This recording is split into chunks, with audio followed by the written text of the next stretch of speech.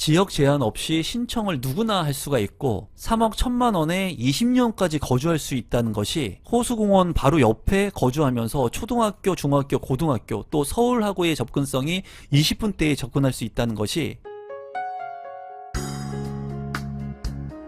임성배 TV 보동과 덴데크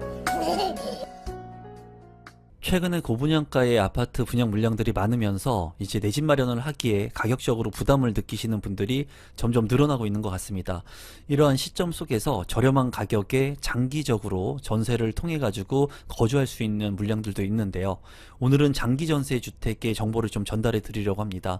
화성 동탄이 A93블럭의 동탄 호수공원 자연앤자이 장기 전세 주택에 대한 정보를 지금부터 전달해 드리도록 하겠습니다. 사업 개요를 먼저 보시면은 위치는 경기도 화성시 동탄에 위치를 하고 있고요. 아파트 965세대 중에 일반 공급 167세대 그리고 나머지는 우선 공급으로 진행이 됩니다. 건축 규모는 지상 최고 28층 8개 동으로 이루어지고요. 주택형은 84제곱미터 단일평형입니다. 입주는 2026년 1월에 가능한 장기 전세 물량입니다. 입주 자격 구분별 배정 호스를 간단히 한번 살펴보도록 하겠습니다. 이제 타입 같은 경우에는 84 타입 A부터 E까지 5가지의 타입으로 나뉘어져 있고요. 일반 공급 같은 경우에 167세대 그리고 나머지는 우선 공급으로 이제 배정이 됩니다. 우선 공급 같은 경우에는 철거민, 고령자부터 시작을 해가지고 다자녀 가구 그리고 신혼부부까지 있기 때문에 항목이 상당히 많습니다. 여러분들께서 이 항목을 보시고 내가 우선 공급이 되는지 한번 체크를 해보시면 좋을 것 같고요. 우선 공급의 물량이 이제 일반 공급보다 많기 때문에 우선 공급의 조건이 되시는 분들은 이제 신청을 하시면 당첨 확률이 높을 것 같습니다. 그리고 우선 공급 신청 미달로 인한 자녀 세대는 일반 공급으로 전환이 되니까 이 부분도 참고하시면 될 것 같습니다. 또한 우선 공급 경쟁 시 탈락자 같은 경우에는 별도의 신청 절차 없이 순위별 일반 공급으로 신청이 전환되니까 이 부분 확인하시면 될 것 같습니다. 입지 환경을 한번 살펴보시면 이제 동탄역이 있죠. 동탄역 같은 경우에는 GTX와 SRT를 이용을 할 수가 있죠. 서울로의 접근성이 상당히 개선이 됐습니다. 지금 이제 장기 전세 물량 같은 경우에는 동탄역 일대의 물량은 아니고요. 동탄 호수공원 인근에 있는 물량이라고 볼 수가 있습니다. 동탄 같은 경우에 이제 핵심적인 입지가 동탄 역세권의 아파트들, 시범단지의 아파트들 가격 상승을 주도하고 있고요. 두 번째는 이제 동탄 호수공원 인근에 있는 쾌적성을 가지고 있는 아파트들이 가격 상승을 이제 견인하고 있습니다. 이제 저 같은 경우에는 여러 번 유튜브에서 말씀을 드렸다시피 교통의 편의성보다는 이런 환경의 편의성 또는 쾌적성을 더 중시합니다. 그래서 동탄 호수공원 인근에 있는 이 장기 전세 주택이 상당히 입지가 좋다고 개인적으로 생각을 하고 이제 초등학교라든가 중학교, 고등학교까지도 인근에 다 아우르고 있기 때문에 거주하는 데 있어서 불편함이 없을 것으로 보여집니다. 또 동탄역까지 이제 버스를 타고 이동을 하고 동탄역에서 서울로의 접근성도 많이 개선이 되어서 빠르게 이제 핵심 권역으로 빠르게 이동할 수 있다는 그런 장점을 가지고 있거든요. 또 이 장기 전세 주택 같은 경우에는 20년 동안 장기로 거주할 수 있는 만큼 내 집 마련을 하기에 좀 부담스러운 분들 그리고 지금 현재 이 주택 가격이 너무나 과도하다고 생각하시는 분들 같은 경우에는 장기 전세 주택에 거주를 하면서 또 내 집 마련의 전략들을 또 가져갈 수가 있습니다. 입지적으로 봤을 때 초중고라든가 동탄 호수공원 그리고 동탄역을 이용해서 서울의 접근성까지도 향상시킬 수 있는 곳이기 때문에 좀 관심을 갖고 볼만한 그런 장기 전세 주택이라고 개인적으로 생각이 듭니다. 지구 정보를 간단히 한번 살펴보시면 저 멀리 이제 동탄역이 보이고요. 롯데백화점 그리고 이마트 트레이더스가 있는 것을 볼 수가 있습니다. 그리고 동탄 호수공원이 이렇게 있고요. 동탄 호수공원 바로 인근에 이제 93블럭 장기 전세 주택이 입지를 하고 있습니다. 초등학교라든가 고등학교 그리고 도서관, 중학교 같은 것들이 잘 주변에 있는 것을 확인할 수가 있네요. 가격적인 부분이 좀 궁금해 하실 것 같은데요. 이제 전세 금액만 한번 주변에 살펴보도록 하겠습니다. 동탄 호수공원 자연앤자이 같은 경우에는 입주가 2026년 1월에 예정이 되어 있습니다. 34평형의 전세 보증금이 이제 3억 1,900만 원에 책정이 되어서 3억 초반대의 전세 보증금으로 이제 20년 동안 장기적으로 살 수 있고요. 이제 가격이 이제 5% 내지 소득 초과에 따라 가지고 조금씩 올라갑니다. 이런 부분들은 추후에 제가 좀 설명을 드리도록 보도록 하겠습니다.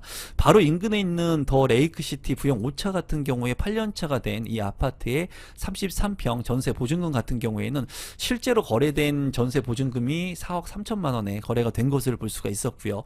바로 이제 아래쪽에 있는 2년차 된 동탄 레이크파크 자연의 이 편한 세상 같은 경우도 33평형의 전세 보증금 실제로 거래된 금액이 4억 원에 이제 거래가 된 것을 확인할 수 있었습니다. 또 8년차가 된 금호 어울림 레이크 1차 같은 경우에도 3억 8천만 원의 34평 전세금이 실제로 거래가 됐는데요. 이러한 부분들을 살펴봤을 때 이 동탄 호수공원 자연의 자이 같은 경우에는 3억 1,900만 원이기 때문에 주변의 시세보다 뭐 1억 원 정도 저렴하게 전세를 살 수 있을 것 같습니다. 또 장기적으로 20년 동안 거주를 하면서 그 중간에 또 적정한 타이밍에 내 집 마련을 하는 전략을 가져가면 좋을 것 같아요. 이제 동탄 호수공원도 그렇게 멀리 있지 않기 때문에 쾌적성을 누리면서 살아갈 수 있는 거주 환경이 될 것으로 보여집니다. 조감도 같은 경우에는 네모 반듯하게 멋스럽게 지어질 것으로 보여지네요. 단지 배치도 같은 경우에는 남동향과 남서향으로 이제 배치가 될 것으로 보여지고요. 이제 자이 같은 경우에 굉장히 조경을 잘하기 때문에 이런 조경 시설들, 중앙공원들 같은 것들이 잘 만들어질 것으로 생각이 듭니다. 평면도를 간단히 살펴보시면 84A 타입 같은 경우에 4베이로 구성이 되어 있고요. 침실 1, 2, 3, 방 3개, 그리고 현관으로 진입했을 때 현관 창고, 주방 옆에 팬트리 공간도 있습니다. 더욱이나 이제 주방 옆에 알파 공간이 있기 때문에 이 공간도 잘 활용을 할 수 있을 것 같고요. 안방 같은 경우에 드레스룸, 파우더룸까지도 잘 구성이 되어 있습니다. 주방 같은 경우에도 맞통풍이 가능한 구조이기 때문에 이 평면 같은 경우에는 나쁘지 않게 잘 구성이 된 것으로 보여지네요. 84B 타입도 한번 살펴보시면 이제 2베이 타워형으로 구성이 되어 있습니다. 침실 1, 침실 2, 침실 3, 그리고 알파 공간까지 확보가 되어 있고요. 이제 이 거실 같은 경우에 주방과 이제 맞동풍이 안 되는 구조입니다. 환기가 굉장히 취약한데 이 알파 공간에 창문이 있기 때문에 열어놓게 된다면 여기는 이제 맞통풍이 가능할 것으로 보여져요. 또 이제 오픈형 발코니가 있기 때문에 이 공간도 잘 활용할 수 있을 것 같고요. 현관으로 진입했을 때 현관 창고, 그리고 침실의 작지만 드레스룸과 파우더룸도 구성이 된 것을 볼 수가 있습니다. 84C 타입 같은 경우에 보면은 침실 1, 침실 2, 침실 3, 방 3개, 욕실 2개로 구성이 되어 있고 이제 이곳에도 드레스룸과 별도로 알파 공간이 확보가 되어 있습니다. 추가적으로 또 드레스룸에 알파 공간이 있기 때문에 이 공간을 또 잘 활용할 수 있을 것으로 보여지고 현관으로 진입했을 때 현관 창고, 팬트리 공간도 잘 확보가 된 것을 확인할 수가 있네요. 84D 타입 같은 경우에 침실 1, 2, 3 그리고 알파 공간이 추가적으로 또 있고요. 거실 같은 경우에 전면창과 측면창까지 나 있는 것을 확인할 수가 있습니다. 안방에 드레스룸, 파우더룸 구성이 되어 있고요. 현관으로 진입했을 때 현관 창고 공간도 잘 만들어져 있습니다. 공간 활용도가 상당히 좋게 빠져 있네요. 84E 타입 같은 경우에 보면은 세대 분리형이 되어 있어서 현관이 이제 2개로 구성이 되어 있습니다. 현관 1과 현관 2로 구성이 되어 있어서 이쪽 부분을 이제 분리형으로 쓸 수 있는 것 같아요. 그래서 현관 같은 경우에 이제 1 같은 경우는 침실 1, 거실 1, 그리고 침실 2 이렇게 쓸 수 있는 구조 같고요. 현관 2 같은 경우에는 주방 2, 거실 2, 침실 3 해가지고 분리해가지고 쓸 수 있는 것 같습니다. 굉장히 평면도를 효율적으로 잘 만들어 놓은 것 같고요. 침실 1 같은 경우에는 드레스룸, 그리고 작지만 팬트리 공간도 확보가 되어 있습니다. 유의사항을 간단히 살펴보시면 이 주택 같은 경우에는 장기 전세 주택입니다. 분양 전환이 되지 않는 공공임대주택이니까 여러분들께서 이 부분을 참고하시면 좋을 것 같고 최장 20년간 거주가 가능합니다. 그렇기 때문에 안정적인 전세 거주가 가능하고요. 신청 순위별 같은 경우에는 1순위, 2순위, 3순위가 청약 일정이 다릅니다. 그래서 이 일자를 제가 좀 자세하게 설명을 드릴 거니까 끝까지 영상 시청해 주시면 좋을 것 같고요. 소득을 만약에 초과하게 되면은 이제 보증금이 인상이 됩니다. 그래서 최초 10% 이하 해가지고 최초 갱신 계약할 때는 100%에서 2회차 갱신을 하게 됐을 때는 105%, 그러니까 5%가 추가적으로 할증이 되고요.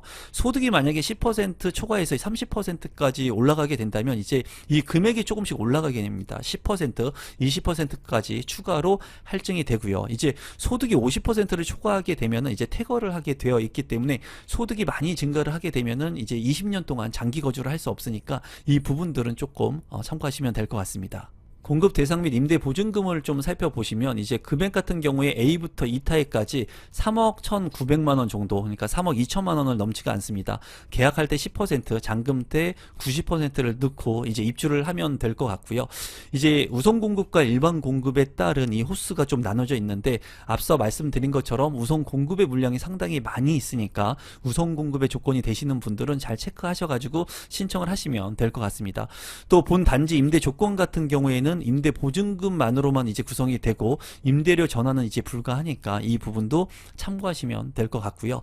84 E타입 같은 경우에 3개의 세대가 동시에 거주할 수 있는 평면, 앞서 살펴본 것처럼 이제 평면도가 상당히 분리형으로 잘 되어 있으니까 이 부분도 참고하시면 될 것 같습니다. 공급 일정을 간단히 살펴보시면 신청 순위별 접수 일자가 다릅니다. 그래서 1순위, 2순위, 3순위에 따른 접수 일자를 체크하셔가지고 신청을 하시면 될 것 같고, 우선 공급 같은 경우에는 2월 10일부터 2월 12일, 그리고 일반 공급 같은 경우에 소득에 따라 가지고 이제 나뉘어지게 됩니다. 일반 월 평균 소득 100% 이하 1인, 그리고 120% 2인 같은 경우에는 1순위 청약일이 2월 13일, 그리고 2순위와 3순위는 2월 14일에 있고요. 월 평균 소득이 이제 100%를 초과해가지고 1순위, 2순위, 3순위 같은 경우에는 2월 17일에 청약 접수가 있습니다. 서류 제출 대상자 발표를 이제 3월 19일 5시 이후에 하고요. 서류 제출 기간에 접수를 하고 당첨자 발표일은 6월 19일에 하니까는 이 부분을 좀 참고하시면 될 것 같습니다. 일반 공급 신청 자격을 또 살펴보면은 세대주 및 세대 구성원 전원 무주택자여야 하고요.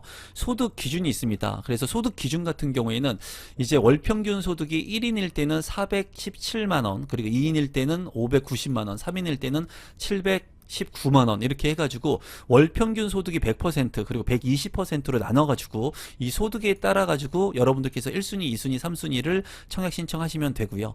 또 자산의 기준도 또 보게 됩니다. 자산 같은 경우에는 총 자산의 가액이 2억 1,550만원, 그리고 자동차의 가액이 3,708만원 이하일 때 이제 신청을 할 수가 있는데, 내가 이제 출생 자녀 수가 있어가지고 한 명이냐 두 명이냐에 따라가지고 부동산의 가액하고 자동차의 가액이 또 늘어나게 됩니다. 이러한 부분들은 여러분들께서 제가 모집 공고를 제가 운영하고 있는 네이버 카페에 올려놓을 테니까 좀 참고를 하시면 좋을 것 같아요. 월 평균 소득 같은 경우에도 자녀가 있는 거에 따라 가지고 이 소득의 기준이 조금 달라질 수 있습니다. 이러한 부분들은 여러분들께서 몇인 가구인지, 그리고 소득이 제한이 얼마 있는지 좀 참고를 하셔가지고 자산하고 소득은 좀 체크해 보시면 될 것 같습니다. 일반 공급 입주자 선정 기준을 좀 살펴보면은 이제 첫 번째로 일반 공급 대상자 같은 경우에 소득을 본다고 했죠. 그리고 자산을 본다고 했습니다. 그래서 여러분들께서 자산하고 소득에 대한 부분들을 좀 참고하시면 될 것 같고요.